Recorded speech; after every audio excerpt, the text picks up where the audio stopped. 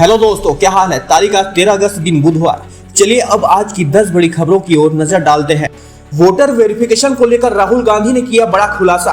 कांग्रेस सांसद राहुल गांधी ने मंगलवार को कहा केवल एक सीट नहीं बल्कि बहुत सी ऐसी सीटें हैं जहां वोटर लिस्ट में गड़बड़ी की जा रही है। बिहार की अपडेट हुई वोटर लिस्ट में 124 साल की फर्स्ट टाइम वोटर मीनता देवी के सवाल पर राहुल ने कहा, हाँ मैंने इसके बारे में सुना है, ऐसा एक नहीं अनलिमिटेड केस है, पिक्चर अभी बाकी है। सर आप बिहार जा रहे हैं 17 तारीख से 124 सुना है 124 साल की वोटर फर्स्ट टाइम का मामला सामने आया। फर्स्ट टाइम 124 साल उसकी उम्र है और फर्स्ट टाइम मिनता देवी सुना है। 4 इयर्स वोटर आईडी कार्ड। ऐसे तो बहुत अनलिमिटेड केसेस है, अभी पिक्चर बाकी है। जस्टिस वर्मा के खिलाफ लोकसभा में महाभियोग प्रस्ताव को मिली मंजूरी। कैश कांड मामले में इलाहाबाद हाईकोर्ट के जस्टिस यशवंत वर्मा के खिलाफ लोकसभा में स्पीकर ओम बिरला ने मंगलवार को महाभियोग प्रस्ताव को मंजूरी दे दी है। स्पीकर ने कहा, मुझे रविशंकर प्रसाद और विपक्ष के नेता समेत कुल 146 सदस्यों के हस्ताक्षर से प्रस्ताव मिला है। उन्होंने बताया कि इस प्रस्ताव में इलाहाबाद हाईकोर्ट के जस्टिस यशवंत वर्मा को पद से हटाने की मांग है। स्पीकर ने जांच के लिए 3 सदस्यीय कमेटी का ऐलान कर दिया है।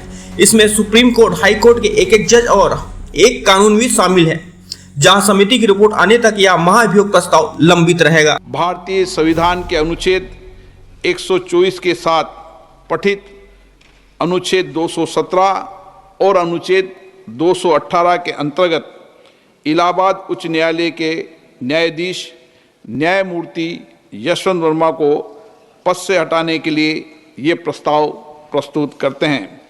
कृपया इस प्रस्ताव पर आगे की कार्रवाई की जाए। इस प्रस्ताव को नियमानुसार उचित पाते हुए मैंने इसकी स्वीकृति प्रदान की है। बिहार की 50 विधानसभा सीटों पर राहुल गांधी की यात्रा। बिहार में राहुल गांधी की अब तक की सबसे बड़ी यात्रा 17 अगस्त से शुरू होगी। वोटर वेरिफिकेशन और चुनाव में वोट चोरी के आरोप पर कांग्रेस नेता की वोट अधिकार यात्रा 23 जिलों से गुजरेगी, जो 50 विधानसभा सीटों को कवर करेगी। विधानसभा चुनाव से पहले शाहबाद से लेकर मगध, अंग, कोसी, सीमांचल, मिथिला, तिरहुत और सारण में घूमकर महागठबंधन के पक्ष में माहौल बनाने का प्रयास करेंगे। रिटेल महंगाई 8 साल के सबसे निचले स्तर पर पहुंची। जुलाई में रिटेल महंगाई घटकर 1.55% पर आ गई है। ये 97 महीने का निचला स्तर है। इससे पहले जून 2017 में ये 1.54 रही थी। वही जून 2025 में रिटेल महंगाई 2.10% रही थी, जबकि मई 2025 में 2.82% और अप्रैल 2025 में ये 3.16 पर थी। खाने पीने के सामान की कीमतों में लगातार नरमी के कारण रिटेल महंगाई घटी है।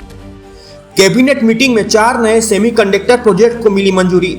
प्रधानमंत्री नरेंद्र मोदी की अध्यक्षता में मंगलवार को केंद्रीय कैबिनेट की बैठक हुई, जिसमें कुल 18,541 करोड़ रुपए की परियोजनाओं को मंजूरी दे दी गई है।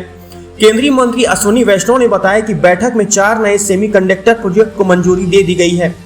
उन्होंने कहा कि 6 प्रोजेक्ट पहले से ही स्वीकृत है और आज 4 नए प्रोजेक्ट की मंजूरी मिली है। इसके तहत ओडिशा, आंध्र प्रदेश और पंजाब में प्लांट्स लगाए जाएंगे, जिसके लिए 4,594 करोड़ रुपए का निवेश किया जाएगा। पहला है 4 नए सेमीकंडक्टर प्रोजेक्ट्स। आप सब जानते हैं 6 प्रोजेक्ट्स ऑलरेडी अप्रूव्ड हैं, उसमें 4 और नए सेमीकंडक्टर प्रोजेक्ट्स आज जुड़े हैं। ओडिशा में, पंजाब में और आंध्र प्रदेश में 4,594 करोड़ रुपीस के इन्वेस्टमेंट से। बिहार में 17 लाख लोग बाढ़ से प्रभावित। बारिश के कारण उत्तराखंड के देहरादून में स्कूल बंद। केदारनाथ यात्रा 14 अगस्त तक के लिए रुकी। बिहार के 12 जिले बाढ़ की चपेट में आ गई है। 17 लाख से ज्यादा की आबादी से प्रभावित है। सबसे ज्यादा प्रभावित जिलों में भागलपुर है। यहाँ के 75 पंचायतों के 4.16 लाख से ज्यादा लोग पीड़ित हैं। उत्तर प्रदेश के कई जिलों में भारी बारिश जारी है। लखनऊ में भी तेज बारिश हुई। विधानसभा परिसर में पानी भर गया है। सीएम आवास के पास सड़क पर 2 फीट तक पानी भर गया है। उत्तराखंड के देहरादून में तेज बारिश हुई। यहाँ एक वीडियो भी सामने आया है, जिसमें तेज बहाव में कई गाय बहती नजर आ रही है। आज जिले के कक्षा 1 से लेकर 12वीं तक की सभी स्कूलें बंद कर दी गई हैं। श्रीनगर के अलगाववादी नेता यासीन मलिक के घर समेत 8 जगहों पर छापे। जम्मू कश्मीर के स्टेट इन्वेस्टिगेशन एजेंसी यानी SIA ने मंगलवार को श्रीनगर के 8 ठिकानों पर छापेमारी की है। मामला अप्रैल 1990 में घाटी में आतंकवाद के चरम के दौरान कश्मीरी पंडित महिला सरला भट्ट के अपहरण और हत्या से जुड़ा है। जिन जगहों पर SIA की रेड जारी है, उनमें Jammu and Kashmir liberation front के पूर्व चीफ यासीन मलिक का मैसूमा स्थित घर भी शामिल है।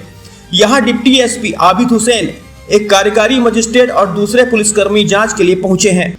पाकिस्तान ने भारतीय डिप्लोमेट्स के घरों की गैस सप्लाई रोकी। भारत पाकिस्तान के बीच बढ़ते तनाव के बीच इस्लामाबाद में भारतीय राजनयिकों के घरों में गैस सिलेंडर, मिनरल वाटर और अखबार की सप्लाई रोक दी गई है। स्थानीय गैस सिलेंडर सप्लायर्स को भी आदेश दे दिया गया है कि भारतीय डिप्लोमेट्स को सिलेंडर न बेचे। रिपोर्ट्स के मुताबिक यह कदम ऑपरेशन सिंदूर के बाद बदले की कार्रवाई है और इसे पाकिस्तानी खुफिया एजेंसी ISI की योजना का हिस्सा माना जा रहा है। जवाब में भारत ने दिल्ली में पाकिस्तान राजनयिकों को अखबार की सप्लाई करना बंद कर दिया है। अमेरिका ने बलूच लिबरेशन आर्मी को आतंकी संगठन किया घोषित। अमेरिका ने बलूच लिबरेशन आर्मी और उसके सहयोगी संगठन मजीद ब्रिगेड को विदेशी आतंकी संगठन घोषित कर दिया है। अमेरिकी विदेश मंत्री मार्को रूबियो ने सोमवार देर रात इसकी जानकारी दी। मार्को रूबियो ने बयान में लिखा, BLA ने 2024 में कराची एयरपोर्ट के पास और ग्वाद पोर्ट अथॉरिटी कॉम्प्लेक्स में आत्मघाती हमलों की जिम्मेदारी ली थी। आवारा कुत्तों पर सुप्रीम कोर्ट के आदेश का विरोध। जानवी कपूर, वरुण धवन समेत कई सेलेब्स ने जताई आपत्ति। 11 अगस्त को सुप्रीम कोर्ट ने दिल्ली NCR के नगर निकायों को निर्देश दिया कि आवारा कुत्तों को तुरंत पकड़कर नसबंदी करें और उन्हें स्थायी रूप से शेल्टर होम में रखें। इसके लिए 8 हफ्तों का समय दिया गया है। सुप्रीम कोर्ट के फैसले पर अब कई सेलेब्स ने आपत्ति जताई है, जिनमें जानवी कपूर और वरुण धवन जैसे सेलेब्स के नाम शामिल है। आज की खबरों में बस इतना ही। देश और दुनिया की बड़ी खबरों के लिए जुड़े रहिए जनमत टाइम के साथ। मिलते हैं अगले वीडियो में।